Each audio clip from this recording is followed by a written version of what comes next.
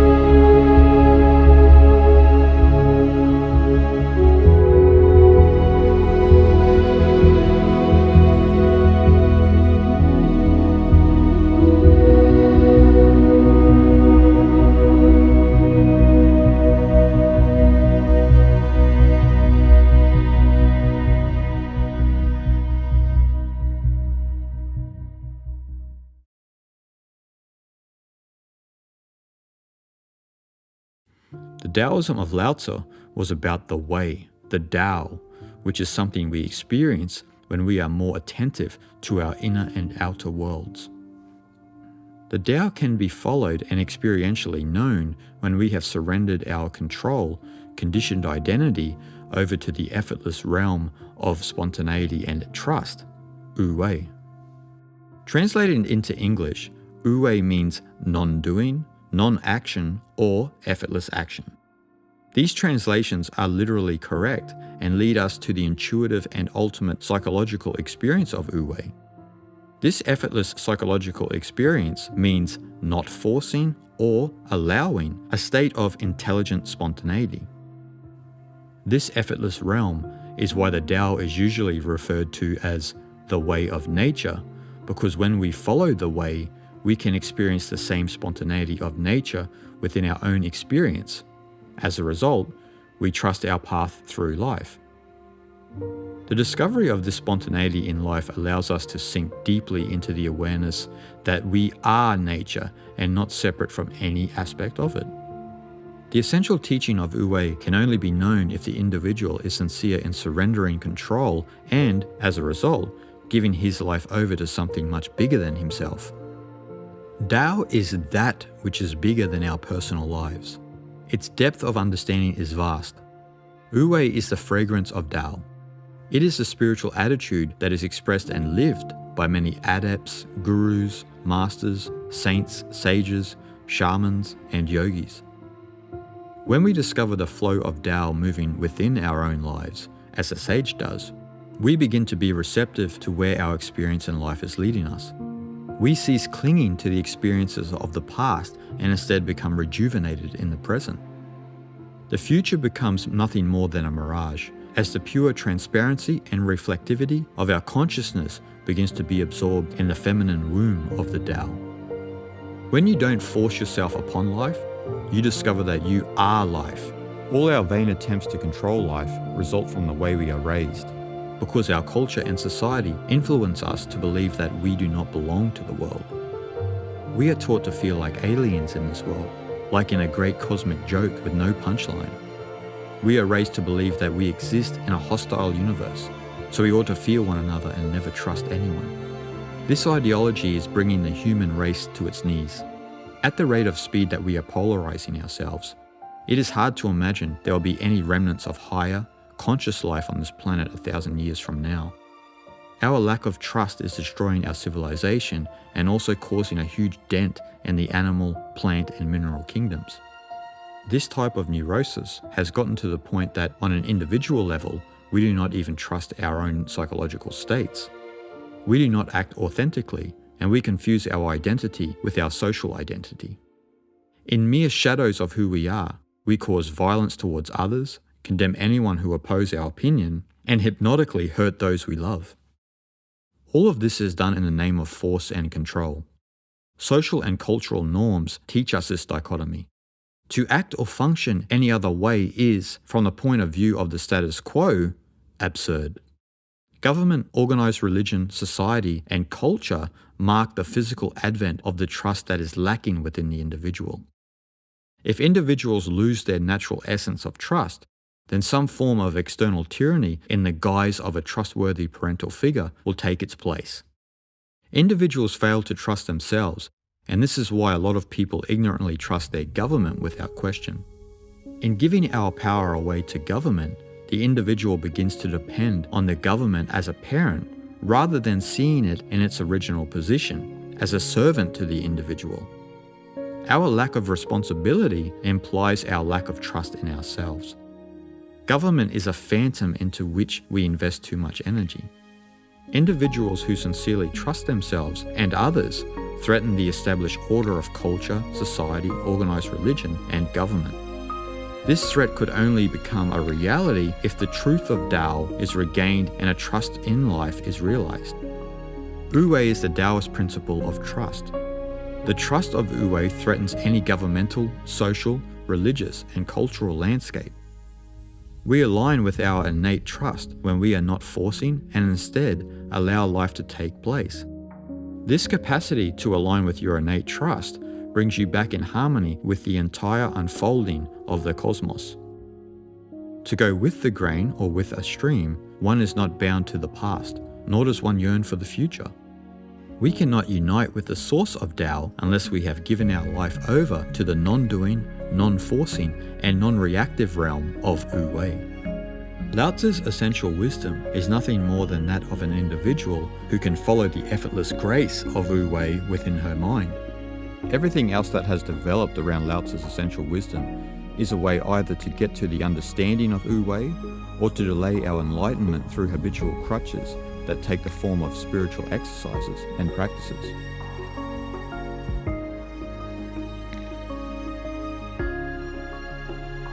From the perspective of the ancient masters Lao Tzu and Zhuangzi, enlightenment can only be realized in the ability to live Wu-Wei. The practice of Wu-Wei is the vehicle we use to realize our innate freedom.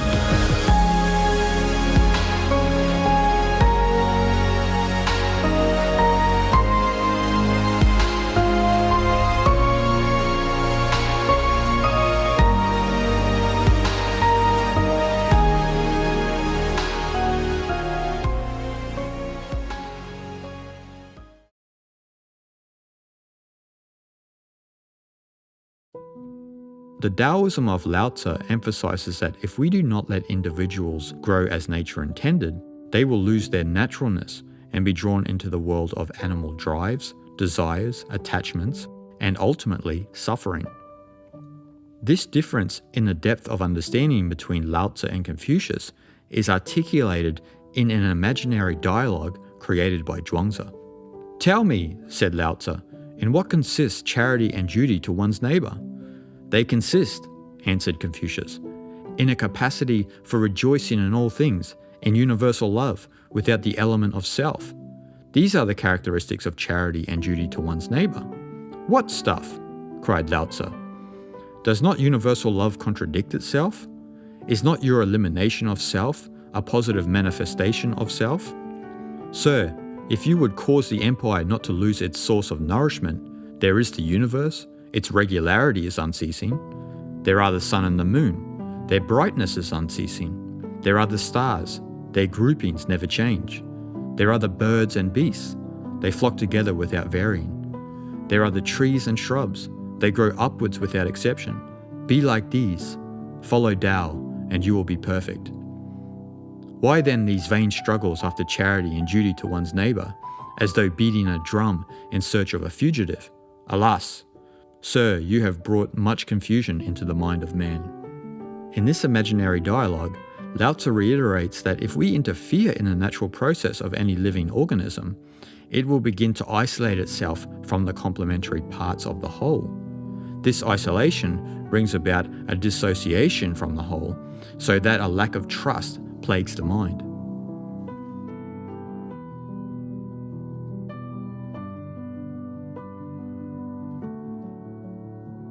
Confucius's idea of charity and duty to one's neighbour are age-old teachings, which artists, philosophers, and spiritual teachers have contemplated from the dawn of civilization to the present day.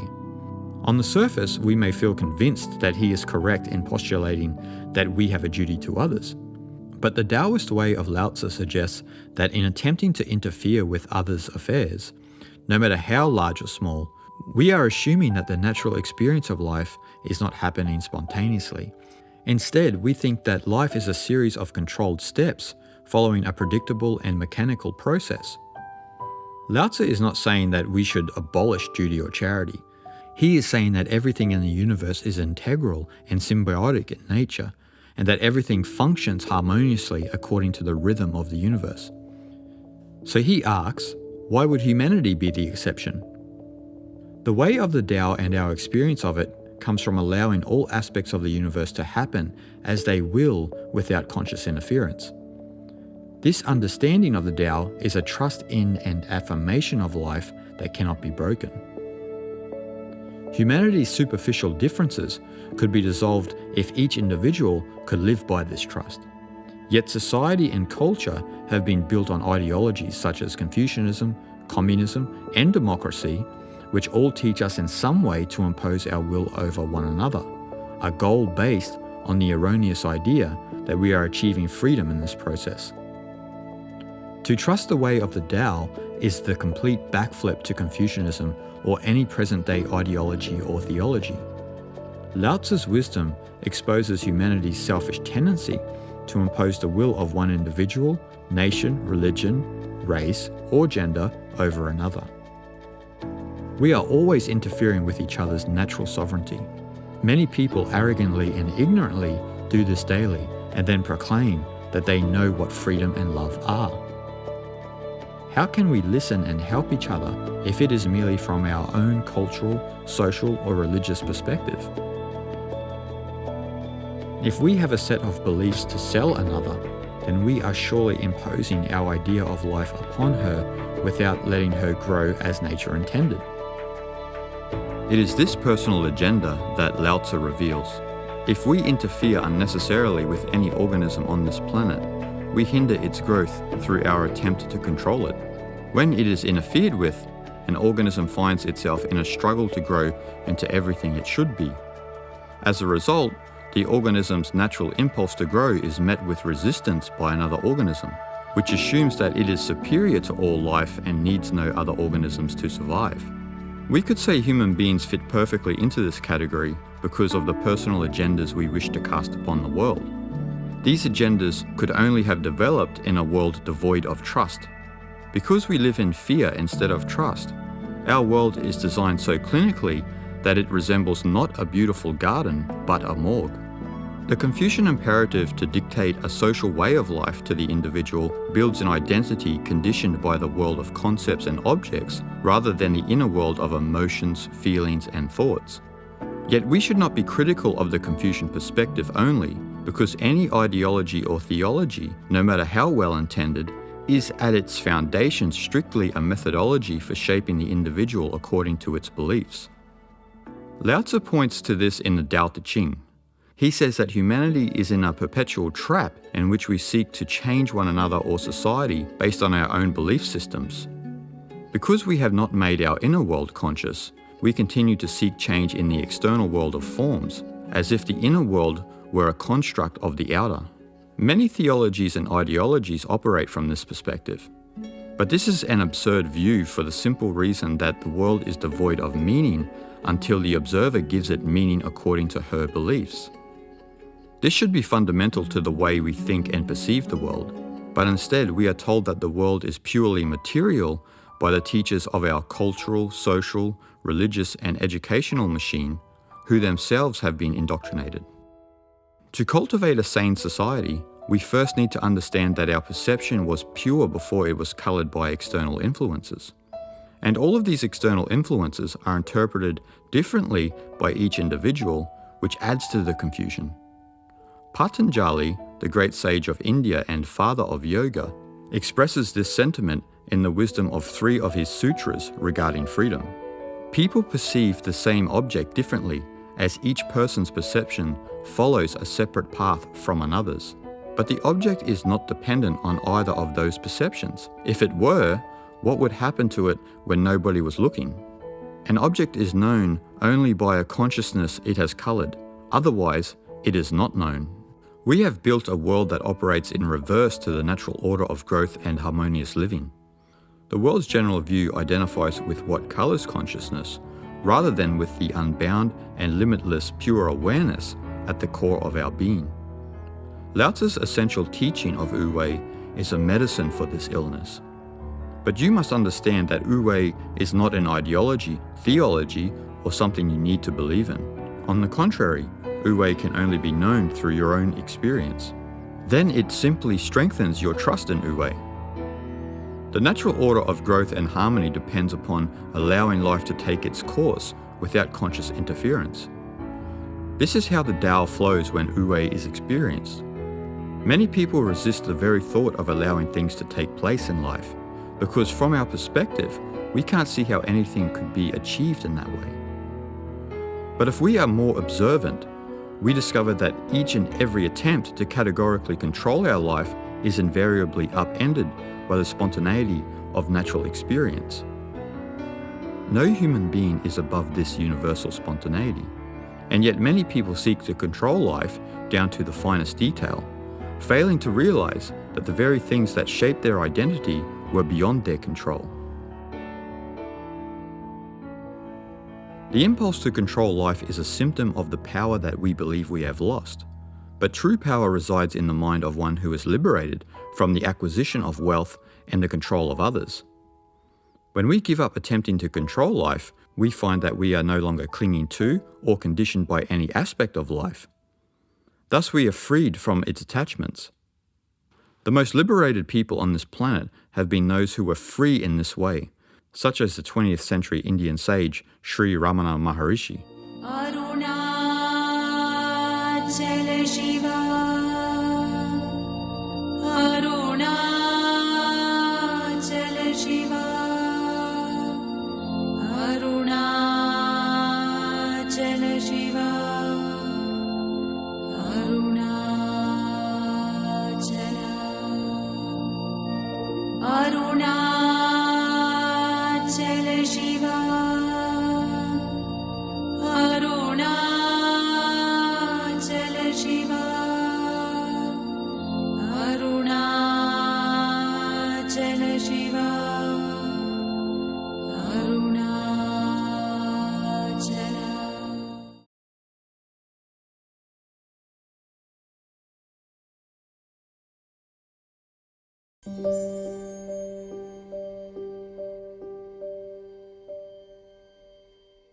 The virtuous individual always presents danger to social, religious, and cultural systems that seek to bind humanity with superficial constraints.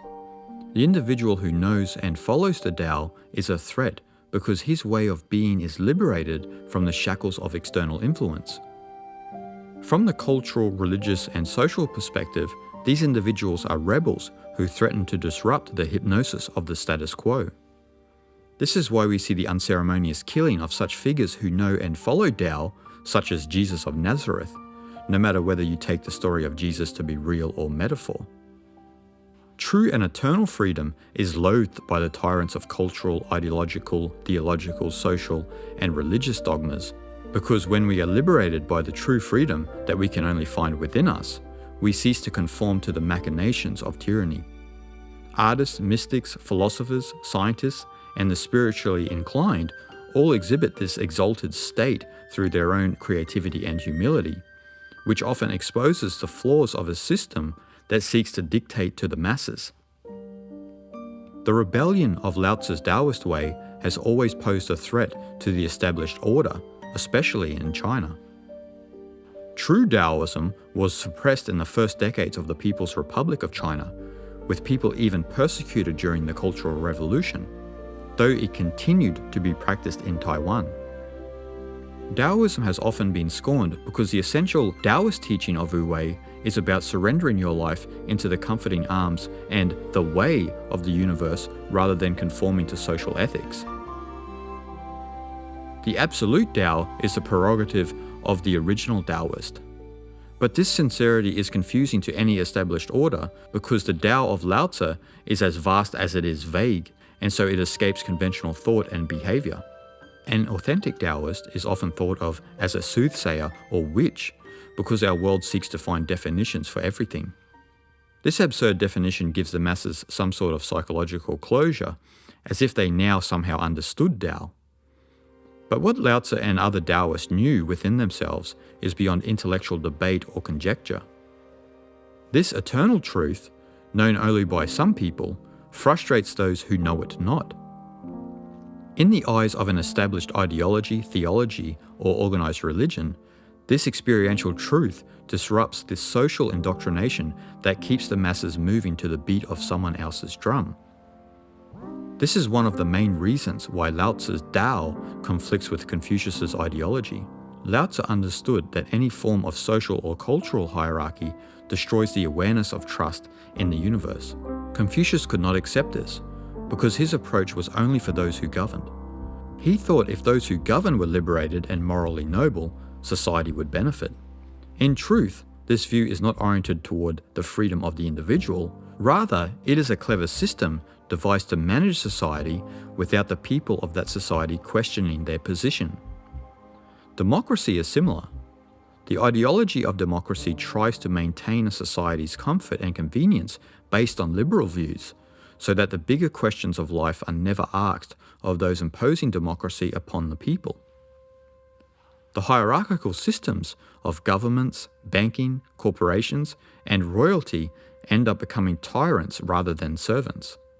Yet according to Lao Tzu, if any system is devised to control anything, then we have ceased to follow the way of nature. Then control invariably turns into a selfish and corrupting urge to lord it over others. As John Dolberg Acton, the English Catholic historian, politician, and writer, wrote in 1887, "Power tends to corrupt, and absolute power corrupts absolutely. Great men are almost always bad men." Selfish power has corrupted the world with the belief that we can control life within a fixed reality that is devoid of spontaneity. Evolution, on the other hand, means pushing the limitations of our minds and the traditional boundaries we have constructed. Confucianism, the religion of Taoism, and other religious traditions are being tested in the modern era. Their dogmas have become exhausted, and the world is becoming attuned to an authentic spirituality, as a new awareness of ourselves in relation to each other, the world, and the universe is developing. Tradition is not intrinsically bad, and many traditions can be beautiful, but they lose this beauty and they become psychologically damaging when they set up dogmas to imprison the mind. We only have to look at modern-day Christianity for an example. The way of Lao Tzu was to never be attached to any tradition that imprisoned our mind, because if we hold our center within, we will move with the evolutionary energies of the universe without resistance.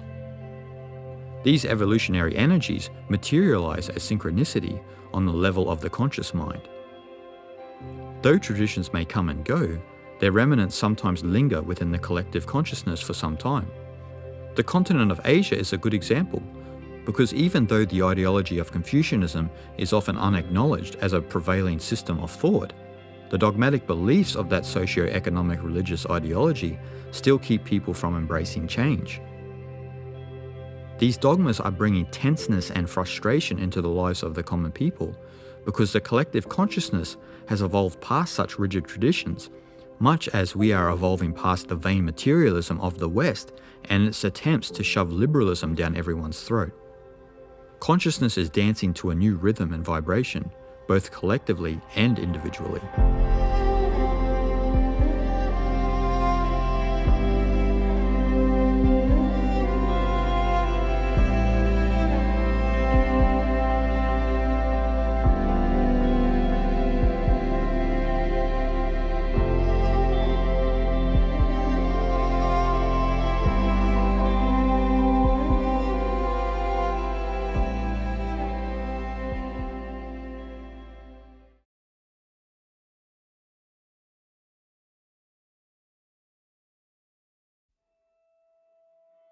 There is an organic pattern, or we could say order of the universe, that is a blueprint for nature to express its beauty. In Chinese, this is called Li. Li is usually translated as the markings in jade, grain in wood, and fiber in muscle. It is supposed to signify a definite pattern that originates within an organism as its nature and comes into existence when an organism harmonizes with the Tao. This Li principle is usually thought of as Neo-Confucian rather than Taoist, because it differs from the Confucian virtue of Li, which is based on correct understanding and practice of rites and ceremonies. The Confucian concept of Li has no relevance to the way of Lao Tzu or to the harmony of nature. Nor is it relevant to Wu Wei.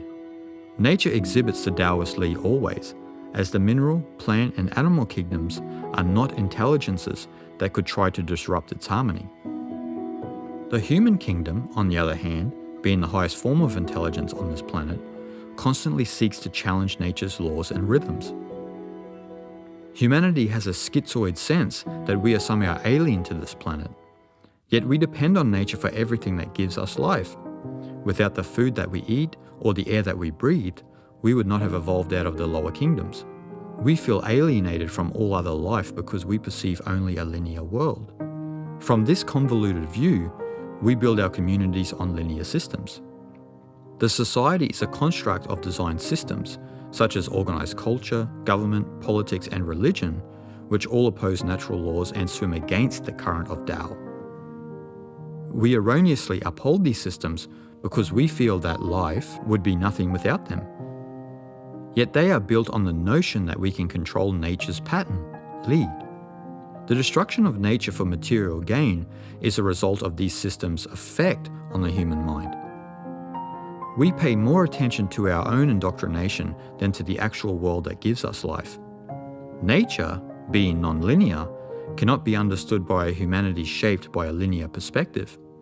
From this standpoint, we seek to lord it over nature because we do not understand it. Yet according to Lao Tzu and Zhuangzi, this is the very problem that will lead us into complete and utter annihilation, because in not understanding nature, we do not understand ourselves. The Tao that Zhuangzi could perceive in everything does not exclude human life. Human life is an intrinsic part of nature because a human being is nature. The fight for control of nature stems from humanity ignoring its own nature, which we do when we adopt external influences that transform us into machines. Our psychology, in turn, resembles the repetition of a machine rather than the spontaneity of nature. The mind of the average individual is solely focused on the maintenance and upkeep of a linear system. Such a person is unlikely to allocate any energy toward her own inner world, because that would conflict with her linear habits. But this orientation toward the outer world is going to lead us into the arms of annihilation if we do not realize that all natural growth comes from within the organism. And all of nature's constituents, including human beings, function according to this universal pattern. Nature's harmony can be disturbed but never eradicated because the Tao courses through the patterns of Li. Organisms that challenge this order do not fare well.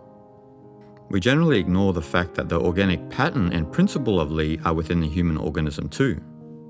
The organic pattern of Li within the ecosystem is the same intelligence that is found in our nerves, senses, and ultimately our cognitive functions and psychology. This is why those who practice spiritual cultivation usually have a harmonious biological and psychological disposition. They show respect to their bodies and minds by refusing to overstimulate them with excessive consumption. The Taoist philosophy of Li affirms that anyone can attain a liberated state of harmony with the world, but only if we act in the same way as nature. The ecosystem of nature is nothing like the average modern life of a human being. What then would it take for a human to act as nature intended? Nature's way is harmonious because each of its components follow its own Li, its way of harmonizing with other manifestations of Tao. This mutual resonance and interdependence is known as Ying in Chinese, and is another key aspect of Taoist philosophy. It is an essential principle for understanding the effortless mind. The mutual resonance and harmony of nature are only possible in the way they are as the Tao is. When we look into nature, we do not see the busyness and complexity of, say, a city. On the contrary, we perceive a simple world in harmony through the stillness of Tao. Zhuangzi said that from the still point of the Tao in the center of the circle, one can see the infinite in the world of forms. This means that the mind that is completely empty and still can perceive reality as it truly is. The Tao liberates the mind from its linear constraints by enabling it to follow the way of nature. To act according to nature requires becoming receptive to the forces of the cosmos, which can only be received in the complete stilling of the mind. The process of settling the ripples of the mind is known as nirodha in Sanskrit, which in Patanjali's classical yoga means restriction, the process of stopping the whirls, vritti in Sanskrit, of the mind. This stilling of the mind is the key objective of many forms of meditative practices and Eastern wisdom. Yet paradoxically, the objective can never be attained if it is thought of as a goal to achieve. This is because the stillness of mind that many people hope to attain is actually our natural state right here and now, and not at some future destination. But this realization is veiled by the hypnosis that we have acquired from the external world. Enlightenment right here and now is the sage's axiom. A sage would ask us, how could we ever attain or achieve something that is already our true nature? This may look simple for sages to realize, but keep in mind that they were also once on a journey of self-discovery. They too had to undergo the process of thinning out their conditioned personality so that they could ultimately recognize that consciousness is naturally transparent and reflective like water. Water acts in the same way as mind. When water is disturbed, it is not transparent or reflective, as the waves and ripples obscure its essence. But when water is completely still, it is in its pure, true state of transparency and reflectivity. The nature of mind is stillness, which is beyond effort. Yet the waves and ripples of conditioning obscure this truth. Emptying your mind of these conditioned habits and latent tendencies, you come face to face, so to speak, with the Tao. The Tao of the Absolute is within our natural stillness, and this natural state is where spontaneity is effortlessly born. Stillness is where the virtue of Wu-Wei is lived. If we come into contact with the still point of the Tao, then we begin to nourish the rest of existence through the art of living Wu-Wei.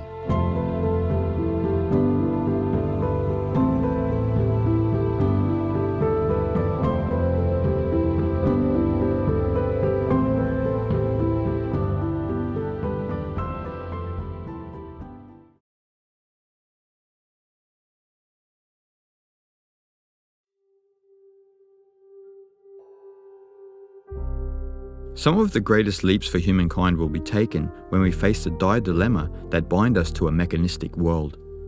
Drastic measures are needed to reorient our awareness back toward the natural world of the cosmic unfolding. From a sage's perspective, the answer to humanity's plight is not how do we rid ourselves of these unnatural systems, but instead, how radical are we willing to be? Taoist teaching emphasizes that if we understand the spontaneous function and unfolding of the universe, Tao, then we will not fight this process. If we live effortlessly with Wu-Wei, the natural harmony of the cosmos will prevail. We cannot eradicate the established governmental apparatus by governing more. This was one of the major differences between Confucianism and Taoism. Confucian ideology built a strict system whereby one should govern one's life, both within and without, in accord with its philosophy. Lao Tzu, on the other hand, would have deemed this perspective absurd, because the fundamental aspects of any external form of governance, control, force, and a search for power, actually put one out of sync with the natural harmony of the universe. As a result, we feel as if we do not belong here. To govern is to control, and control is built from the experiences of the past and a plan for the future. Nature in all its glory is locked out, which is why a different system of government cannot be the way out for us. If we can be sincere in living Wu-Wei, we will allow the course of Tao to run its path back into harmony through our own non-action in regard to the dilemma at hand. Revolutions and protests do not change anything, because they are still reacting out of human conditioning and seeking to control life. To govern is to control is to destroy life, and this is what needs to be reversed through the way of nature and Wu Wei.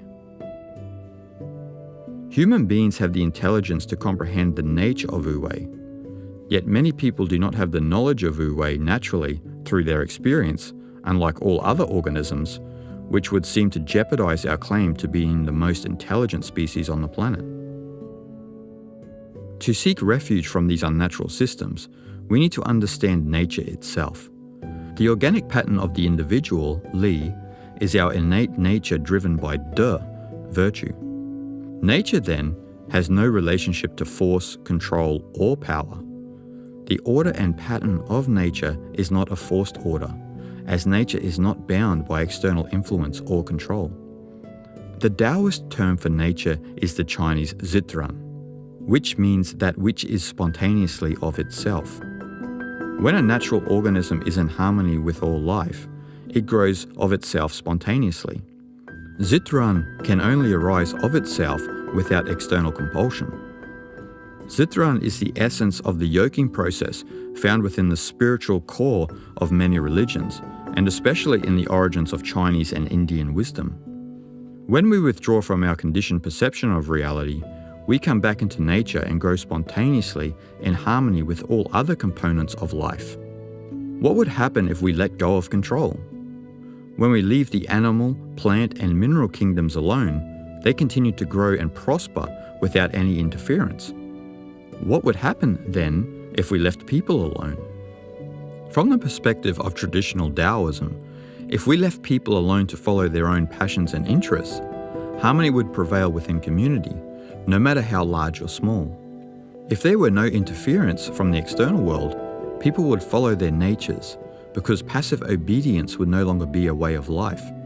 We would no longer feel the need to obey unnatural organizational patterns, because in following our own nature, we would begin to harmonize with other people and the environment.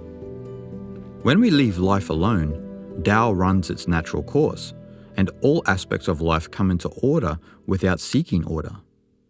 Superficially, this perspective may be incorrectly perceived as anarchy, but there is a major difference. Anarchist motives are driven by what they oppose. On the other hand, the sages who understand Zitran just follow their own nature without any concern for institutional or organizational power, because they are content to let such things run their course.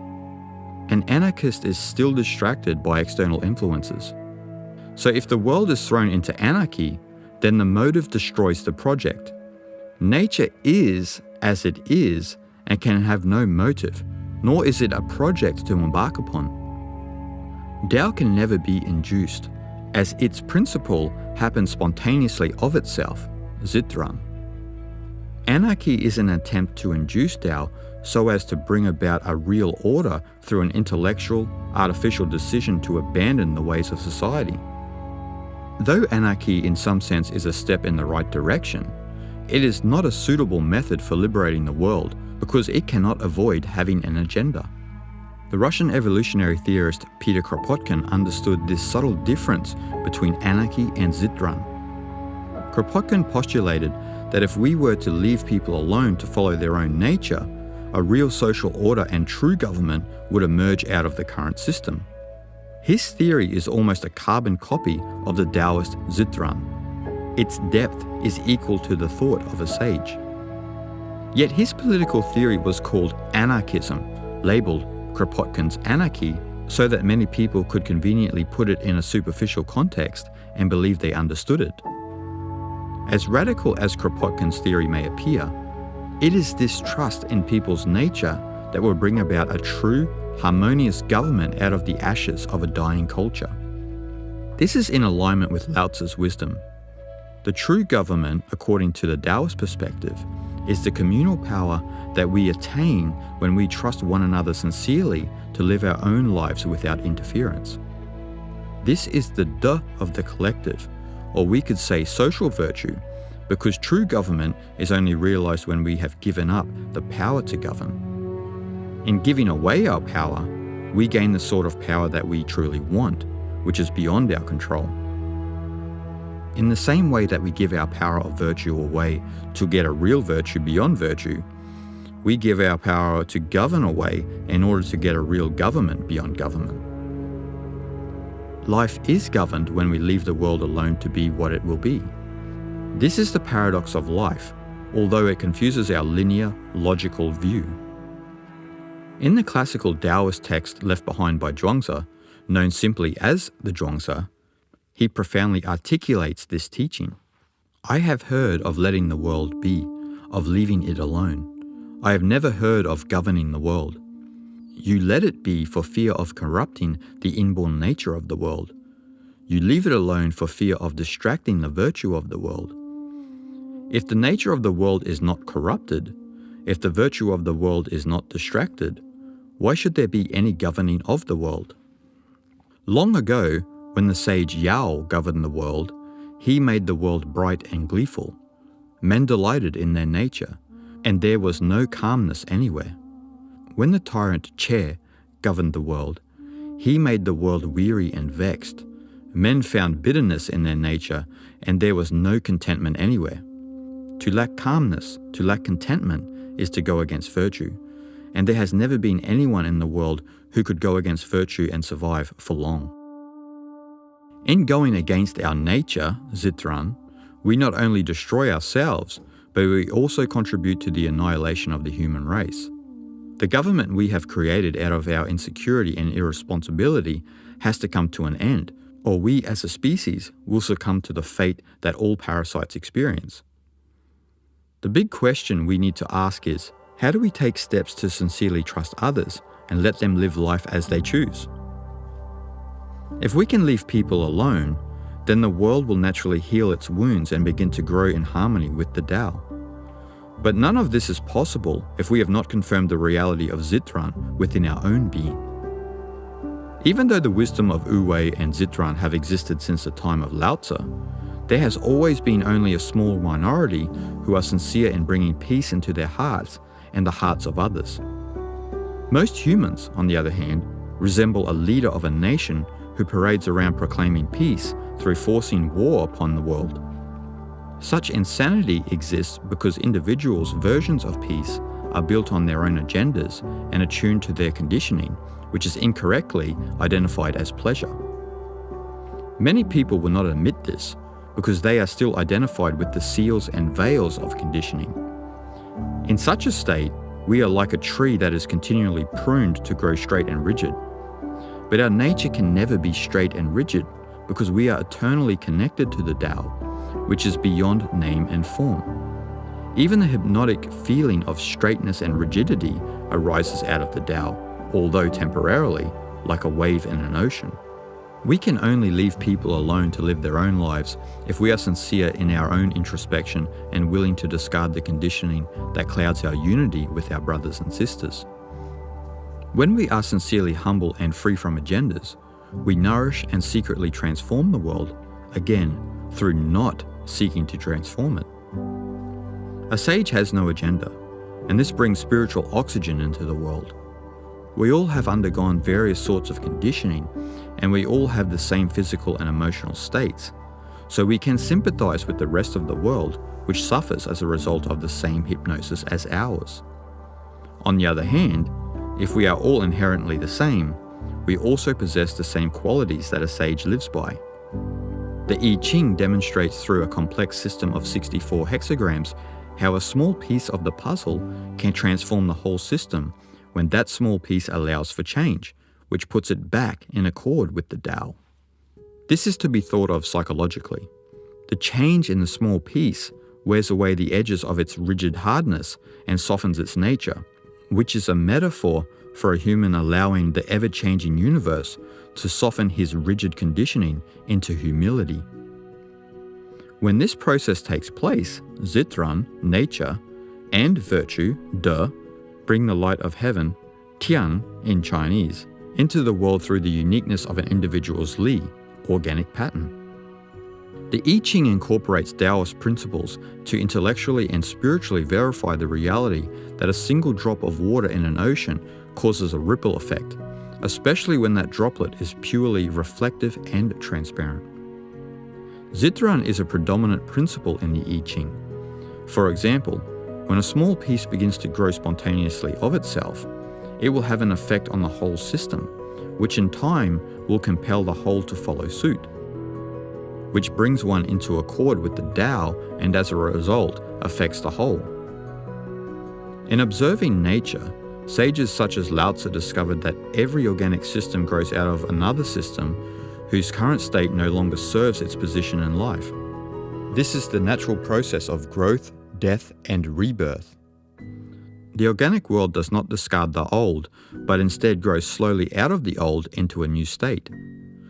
The organic world builds upon old because everything in life serves its purpose. Anarchism does not follow this pattern.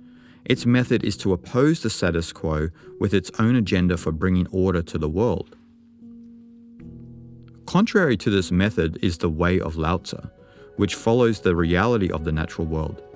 Zitran is exactly the way nature is, and human beings are that as well. When we have retreated from external compulsion, we grow spontaneously as nature does, and in turn we affect the whole. We are slowly growing out of civilization in its current state, even though the majority of people are not conscious of this change. The paradox here is that if we continue to fight our current system, no natural change can happen, as we still do not trust in the situation at hand. For organic life to grow out of the old and into the new, it has to accept the conditions it has been dealt and begin to resonate on a higher level in order to build upon the lower. Our current social and cultural systems have served their purpose. Nevertheless, they are no longer needed, as our lessons have been learned. Problems arise in the growth of our species when we believe that the past was a mistake. This again reveals a hypnotic sense of not belonging. Real trust acknowledges that everything we have gone through, both individually and collectively, is exactly how it was supposed to be. No matter how much senseless bloodshed has occurred on this planet, it has gotten us to where we are now and could have been no other way, because where we are now is exactly where we need to be. Life is always fundamentally right, but we have to get out of the concepts of good and bad to realize this. We have to have an inclusive view of reality rather than the exclusive view we are accustomed to. Zitran can only come to fruition when we trust that everything the universe has produced is fundamentally right and could be no other way. The systems of government, politics, banking, religion, and commerce are unnatural, but they have gotten us to a certain point, and we have learned many lessons from them. It is just that they are no longer needed. The true government of the real world will grow out of the sickness of the old to heal the world from its hypnosis. If we cannot trust the world and the people in it, we stand no chance for survival, because a species at war with itself is doomed. You, the individual, can begin the process, but it really depends on how sincere your trust is. People often say that they trust the universe, but then they consistently condemn life according to their conditioned perspectives. If we are to assimilate Wu-Wei, we need to be radical enough to let life go its own way. This will allow us to be seeds of growth, which will change the world without our intention to do so.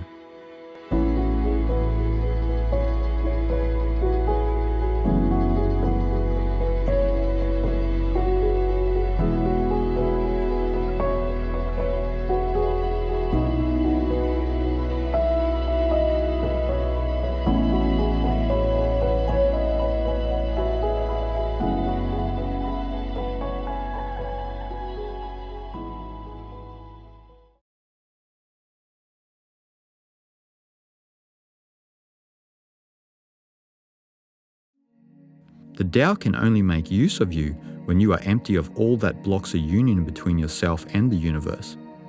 The unity we seek is not an intellectual understanding, but instead it is a sense of unity.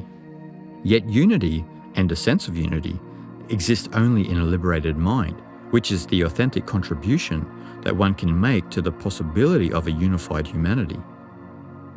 The root and essence of both consciousness and the universe is that everything is connected and ultimately one. The universe in its awe-inspiring totality produces consciousness, and consciousness evokes the universe. Both are inseparable and paradoxically the same. The big picture and the small picture are one. A sage knows this intrinsically because the mind, when emptied of all its hypnosis, begins to replicate the eternal space of the universe, showing that the foundation of consciousness is space. Yet this should not be misunderstood. The essence of consciousness is not a blank state, as many spiritual seekers believe. On the contrary, while consciousness is exactly like space in emptiness and vastness, it is also like space in that it contains the whole universe. Consciousness, like space, is always open to new experiences and change. The liberated mind functions in this way, leading to trust. In the same way that consciousness evokes the universe, so does trust evoke a sense of oneness in the individual. The truth and reality of the universe and consciousness are one, but trust is where the oneness is realized within our being. When you trust the universe, you become one with it. Wu-Wei dawns upon the individual in the same way, because when we let go of control, we gain the indescribable power and virtue of Tao. This relation of trust and oneness is the principle of living Wu-Wei. When you are humble enough to leave things alone, you begin to feel a sense of unity intuitively. Lao Tzu's words in the Tao Te Ching reveal this trust for the individual whose inner ear is attuned to the rhythmic silence of the Tao. The wisdom of Lao Tzu was not to intellectualize oneness, but instead to feel it and to know it. Organized religions teach the individual about the unity of life only intellectually, because any dogma is in its essence separate and isolated. So the teachings of these religions reflect this isolation, as they assume that we are separate from God. Nevertheless, the core principle of all religions is to find God within yourself. This was the template of the Philosophia Perennis, perennial philosophy.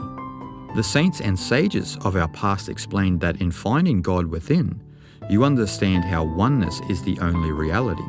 Thus the Latin religare, the root of the word religion, and the Sanskrit yug, the root of the word yoga, are both words that describe the union with God that can only be found within. Yet this does not mean withdrawing from the external world, because this unity within us is what brings unity to the world. The spirit of one's unique Li brings harmony to the entire world as the tool, so to speak, of the indescribable Tao. Once our conditioning is out of the way of Tao, the peace residing within us knows nothing other than trust, because that is the acknowledgement of unity. It is the feeling of oneness that we really seek, a feeling of oneness within ourselves that is never disturbed by the fluctuations of life in the outside world.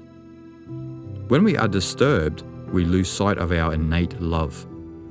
We never truly love the world in this way because we condemn it on the basis of our own conditioning. The only way to truly love the world is to trust it with the trust that cannot be moved by the deluded mind. Trust is the validation that the universe is one and that you do belong. We have built doctrine after doctrine in trying to explain the universe and our relationship to it. But these attempts are intellectual pursuits rather than a direct experience of unity. In our overemphasis on the intellectual, we have lost sight of the beauty of life, which stands beyond reason. Religion attempts to intellectualize God, philosophy attempts to intellectualize the universe, psychology attempts to intellectualize the mind, and with all this, we destroy the world in trying to give it meaning for our puny intellects. God, universe, and mind are all conceptual. Yet they are referring to the transcendent, that which is beyond time and space, although it includes time and space. The problem in our world is that we get stuck to the intellectual meaning. From this we build our idea of the world, which exists only in the realm of names and form. This state of perception discounts the inner world. As a result, our planet is in a constant war among peoples of supposedly different nations, religions, races, and genders. These catastrophic results stem from the fact that our explanations always come from a separatist point of view. How could we explain such things as God, the universe, or the mind from a conditioned perspective? We are constantly attempting to measure the immeasurable. it is impossible to explain categorically why trust opens the feeling of oneness within. Being the mere humans that we are, there are just some things that we can never explain, and this is precisely the point of self-realization. We can't intellectually explain why trust is the way of unity, but we can confirm this in our own experience. If we were sincere in living Wu Wei, we would understand the truth of unity through our trust in life taking its own course.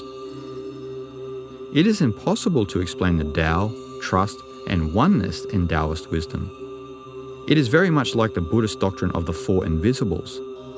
Alan Watts states in The Way of Zen, the Buddhist doctrine of the Four Invisibles is that the void, shunya, is to a Buddha as water to a fish, air to a man, and the nature of things to the deluded, beyond conception.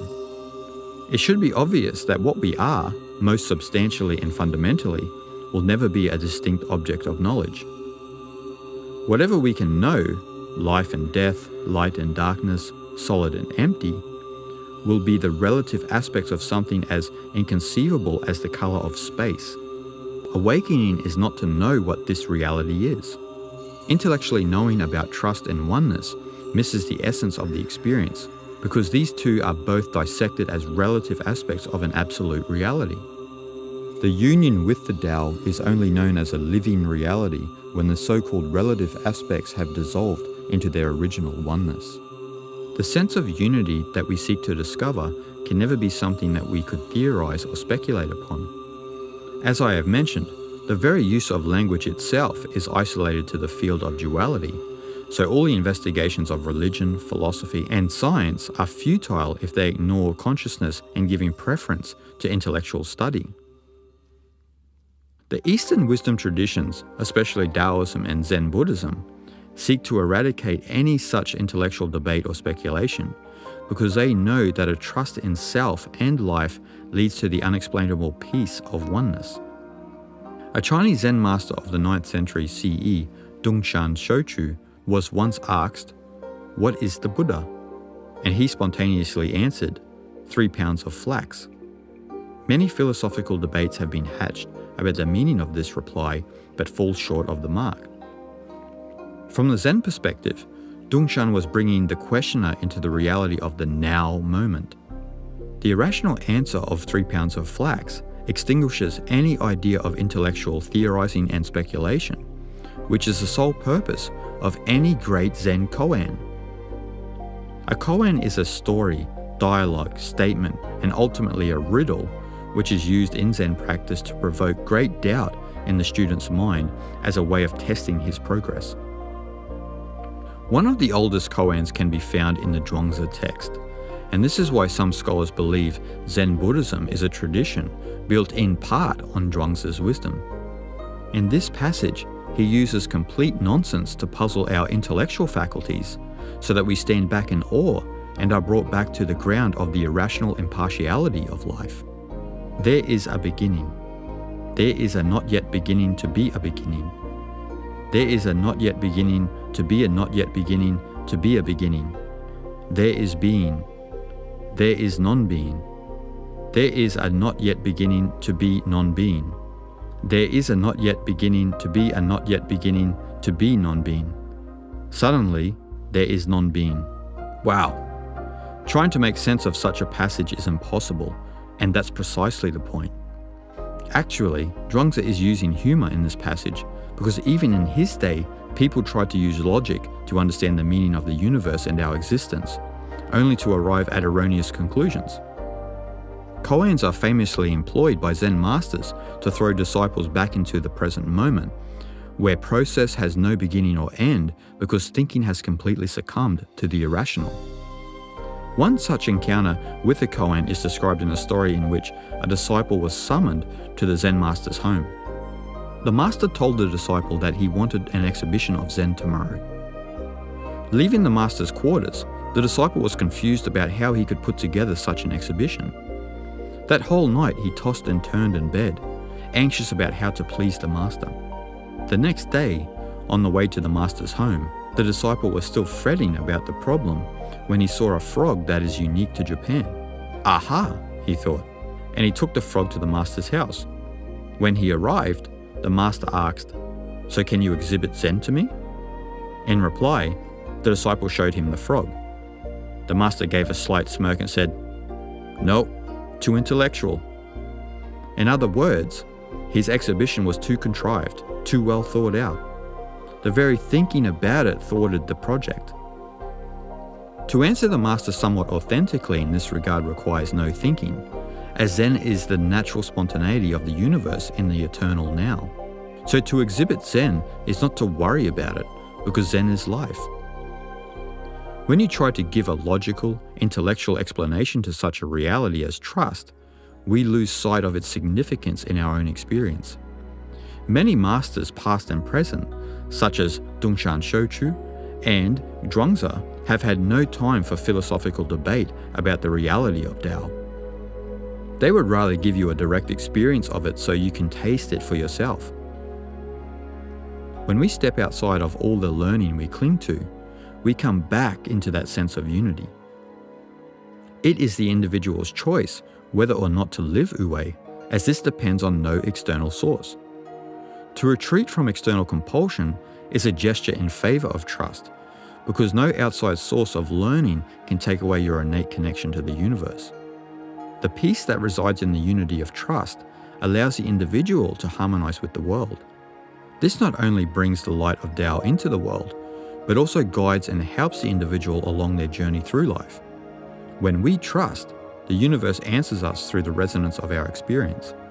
The feeling of oneness brings the individual back into accord with the function of the universe, like a child nourished by its mother's bosom.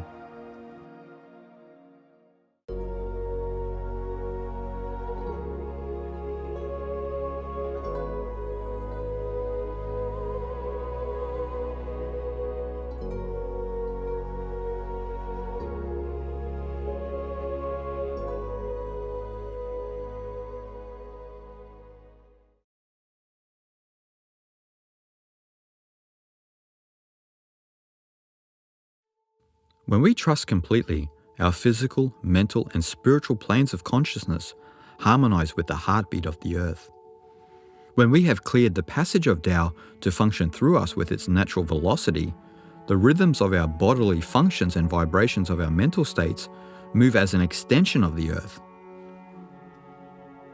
A perfect example of this complete trust and harmony with the planet is the Kon-Tiki expedition of Norwegian ethnographer and adventurer Thor Heyerdahl in 1947.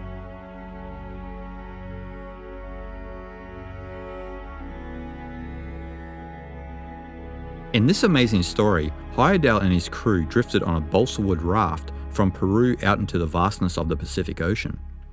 From a logical perspective, this attempt to just drift into the vastness of the Pacific would appear suicidal.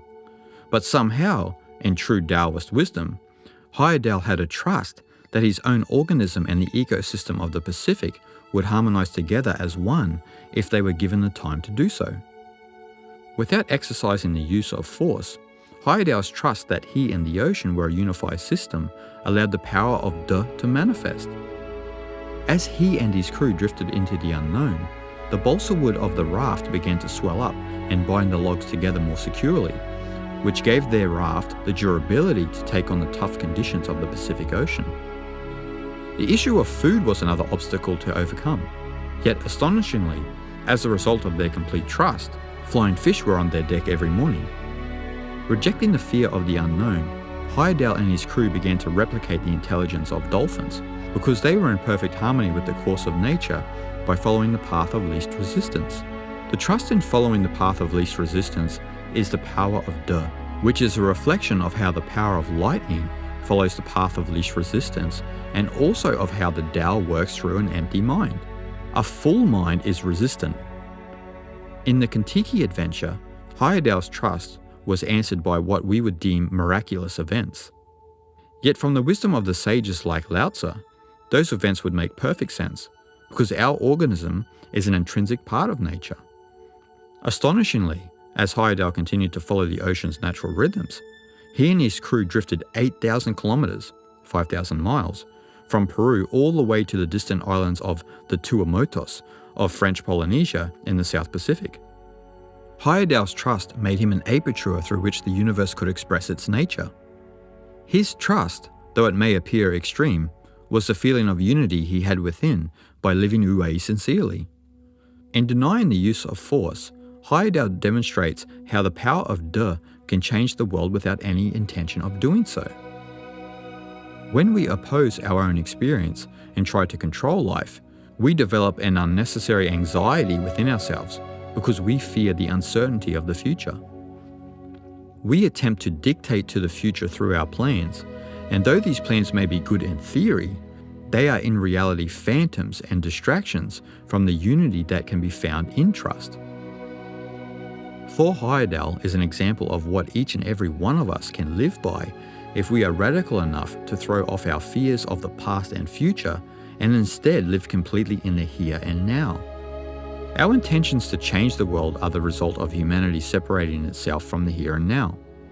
But it is only when we can be completely present in the here and now that we will know what is best for the future. Trust and unity arise in the crystalline clarity of stillness. Our movement out of this state tends to make us suspicious of the world.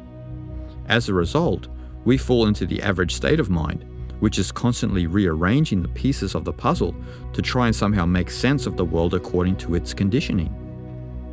All of our intentions to change the world are fundamentally flawed, because the very intention to change the world implies that we do not trust the world. The unnatural systems of government and politics are built on this lack of trust. Their primary intention is to change the world according to their agenda. Government and politics are erroneously thought of as instruments to bring unity to the world, but the very essence of both is designed on the premise of a world divided. Anarchy and revolution are also flawed, because they arise from the idea of opposing the status quo with yet another agenda of changing the world. This perception of the world, which we have all adopted, is a step in the wrong direction.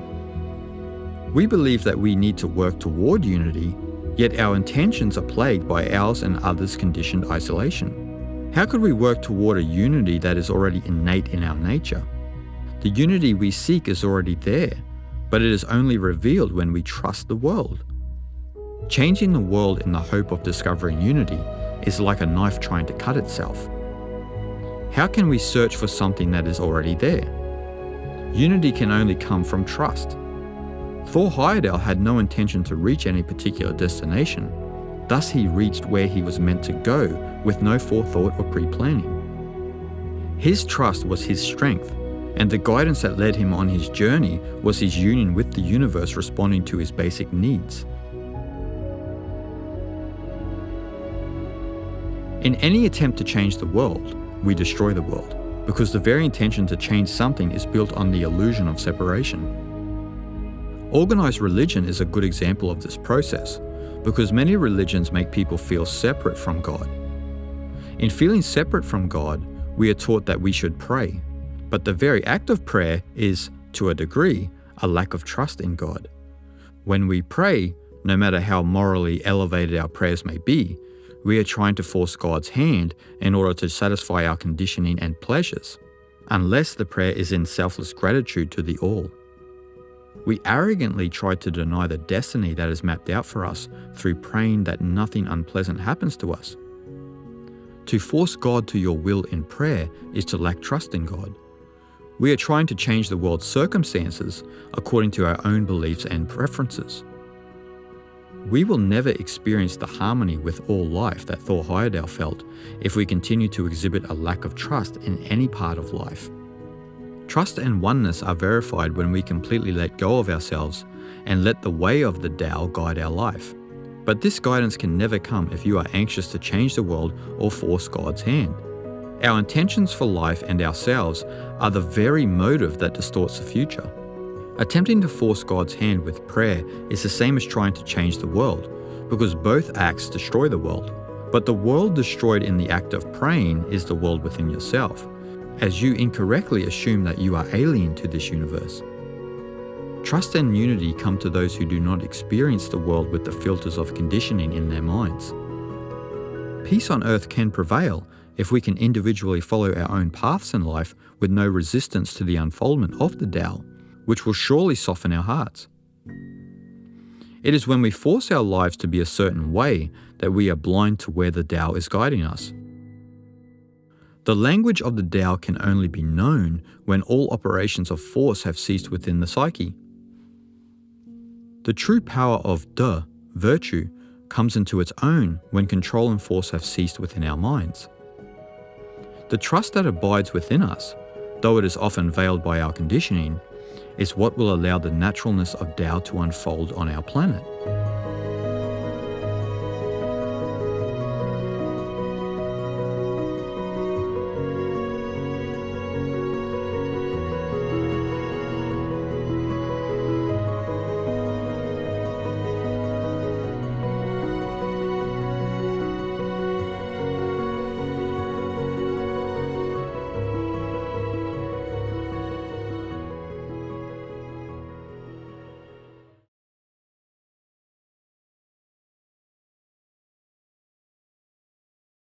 The heart of Eastern wisdom teaches you to be naturally in the world without rejecting it. Many spiritual paths condemn and judge the world as if they were enabling one to move beyond desires. But many fail to realize that they are desiring not to desire, a point that the Buddha understood. Lao Tzu saw all these pursuits of desiring not to desire as nothing more than spiritual pride and a moving away from our human nature. The Taoist perspective is to leave no stone unturned in an embrace of life and yourself, as exemplified by Zhuangzi. He dived headfirst into life, bringing his internal harmony into the world and time in which he lived. In the introduction to the complete works of Zhuangzi, Burton Watson states, "In Zhuangzi's view, the man who has freed himself from conventional standards of judgment can no longer be made to suffer, for he refuses to recognize poverty as any less desirable than affluence, to recognize death as any less desirable than life. He does not in any literal sense withdraw and hide from the world. To do so would show that he still passed judgment upon the world. He remains within society, but refrains from acting out of the motives that lead ordinary men to struggle for wealth, fame, success, or safety." He maintains a state that Zhuangzi refers to as wu-wei, or inaction, meaning by this term not a forced quietude, but a course of action that is not founded upon any purposeful motives of gain or striving. In such a state, all human actions become as spontaneous and mindless as those of the natural world.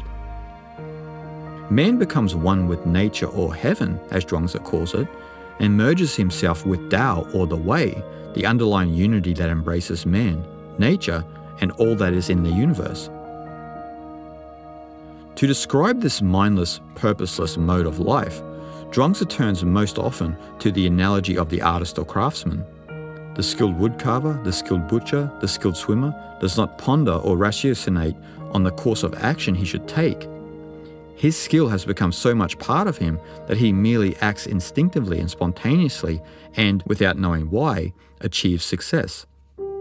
Again, Zhuangzi employs the metaphor of a totally free and purposeless journey, using the word yu to wander or a wandering to designate the way in which the enlightened man wanders through all of creation, enjoying its delights without ever becoming attached to any one part of it.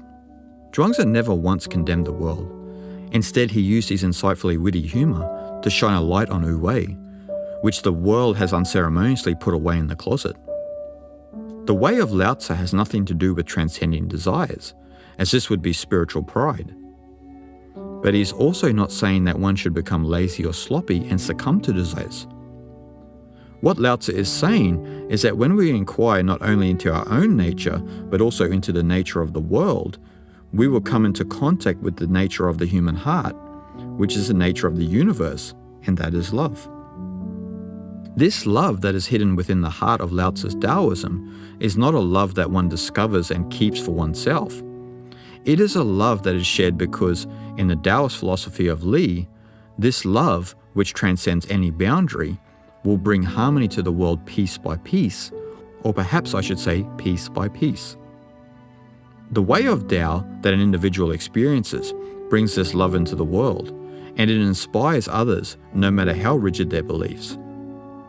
This love, which all spiritual paths contend is the fruit of an enlightened soul, is not attainable if we do not accept ourselves and the world and gain a total comprehension of our inner and outer worlds. The complete scope of Lao Tzu's Taoism is hard to fathom, as each individual is unique. But we do know that it is one of the only spiritual paths that has no set doctrine, dogma, or formulas, and this gives it the lucidity to reach every aspect of our consciousness. Lao Tzu's Taoism acknowledges the shadow, especially in the sense that one discovers one's intrinsic relationship to others and the world with no preconceived idea of how they should be, which allows for a great deal of transformation to occur and take us through our repressed pain. One of the primary purposes of the I Ching is to understand the total picture of our psychology, which is why Jung was so attracted by it. When we have worked sincerely within ourselves and made conscious and accepted everything about ourselves, then we have truly become human and are able to sympathize with the pain of others through our humble hearts. Anything other than a true humble heart, in the eyes of Lao Tzu, would be catastrophic to the world.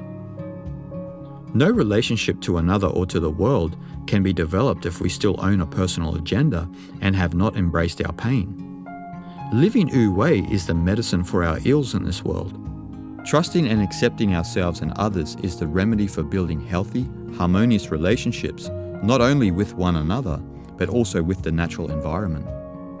An agendaless individual, working through the spiritual barriers within her own being, brings the wisdom of Tao into the world. In knowing ourselves, we can relate to other people and feel our integral connection not only to nature, but also to the entire universe. Any relationship we have with an individual, nature, or the cosmos can only be genuine and harmonious if we trust their intrinsic nature. Those who live Wu Wei understand this best, because allowing life to be as it will brings equilibrium to the world, as one reflects the untouched purity, stillness, and aliveness of nature. Only when you understand that your real nature is Wu Wei will you be able to have a relationship not only with yourself, but with the entire universe in all of its glory.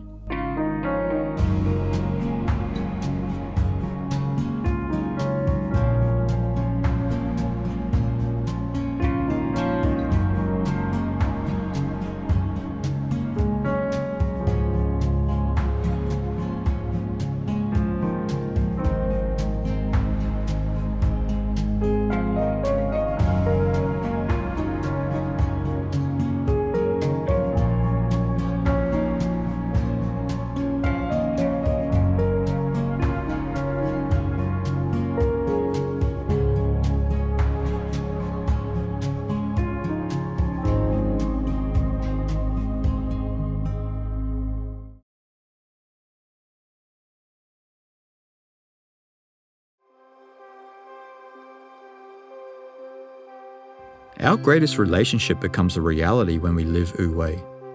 This greatest of the great relationships is with the Tao, the way of nature, which is our nature, Atman, which is Brahman. When we live Wu Wei, we become aware of and experience ourselves in relation to the way. No form of scientific study or speculation can ever calculate this reality, yet we know it is real because we live it and feel it.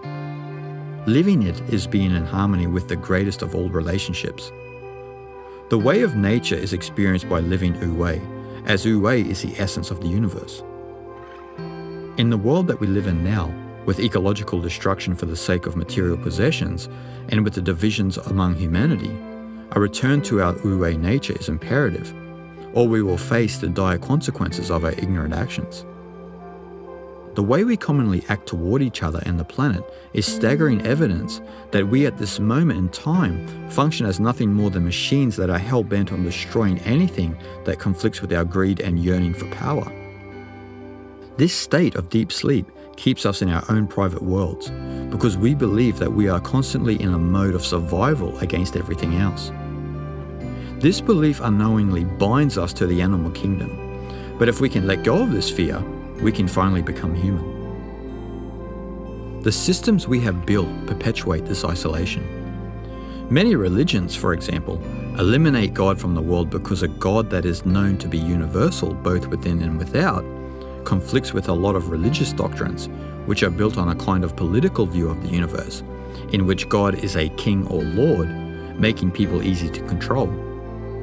This is truly a hypnotic view of reality, because everything in this world, including human beings, is part of nature. So how could God be excluded from anything? We have not even mentioned our relationship to planetary universal forces that affect our minds, which is the essence of astrology. How could cosmic forces play a part in the consciousness of this planet unless these forces are a part of God? The limitations of religion, science, and philosophy are destroying our minds, because anything built with boundaries, although it may work within those boundaries, in actual fact has nothing to do with the essence of an eternal God. Bringing back into the awareness that God is both within us and in nature was at the heart of Lao Tzu's Taoism. Working with nature instead of going against it aligns us with the Tao, which allows this higher state of consciousness to produce conditions whereby others will also realize the Tao through their own nature. The English mystical philosopher and writer Aldous Huxley expresses this in his book The Perennial Philosophy, where he beautifully explains our ignorance of God in the world through the story of the Zhuangzi text. The doctrine that God is in the world has an important practical corollary: the sacredness of nature and the sinfulness and folly of man's overweening efforts to be her master rather than her intelligent, docile collaborator. Subhuman lives and even things are to be treated with respect and understanding, not brutally oppressed to serve our human ends. The ruler of the southern ocean of Shu, the ruler of the northern ocean of Hu, and the ruler of the center was chaos. Shu and Hu were continually meeting in the land of chaos, who treated them very well. They consulted together how they might repay his kindness and said, "Men all have 7 orifices for the purpose of seeing, hearing, eating, and breathing, while this ruler alone has not a single one. Let us try to make them for him." Accordingly, they dug 1 orifice in him every day. At the end of 7 days, chaos died. Zhuangzi. In this delicately comic parable, chaos is nature in the state of wu-wei, non-assertion or equilibrium. Shu and Hu are the living images of those busy persons who thought they would improve on nature by turning dry prairies into wheat fields and produce deserts, who proudly proclaimed the conquest of air and then discovered that they had defeated civilization, who chopped down vast forests to provide that newsprint demanded by that universal literacy, which was to make the world safe for intelligence and democracy, and got wholesale erosion, pulp magazines, and the organs of fascist, communist, capitalist, and nationalist propaganda. In brief, Shu and Hu are devotees of the apocalyptic religion of inevitable progress, and their creed is that the kingdom of heaven is outside you and in the future.